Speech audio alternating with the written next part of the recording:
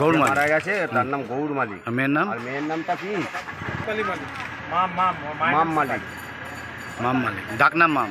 কত বছরের হবে মেয়েটা কত বছর? মেয়েটার বয়স হবে 20-22 বছর। আর লোকটা?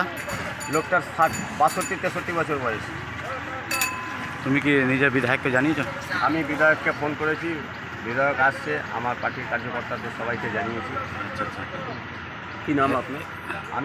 আমার নাম সুজয় কুমার পণ্ডিত। আমি মগরা 2 নম্বর পঞ্চায়েতের 57 পার্টিরই মেম্বার। তুমি তো ছিল, তুমি ঘর ব্যবস্থা করো নিয়ে? আমি ঘর ব্যবস্থা করেছি, কারণ দেখুন এই ঘরটা অ্যালট হয় আগের সরকারের, মমতা ব্যানার্জির সরকারের আমলে। ঘটনাটা আমাদের সপ্তগ্রাম বিধানসভার মগরা 2 নম্বর পঞ্চায়েতের অধীনে গজঘণ্টা মালিক পাড়ায় আমাদের পঞ্চায়েতে ঘর পেয়েছিল। যতটা টাকা পেয়েছে করেছে। উনি সবজি বিক্রেতা, খুবই গরিব মানুষ।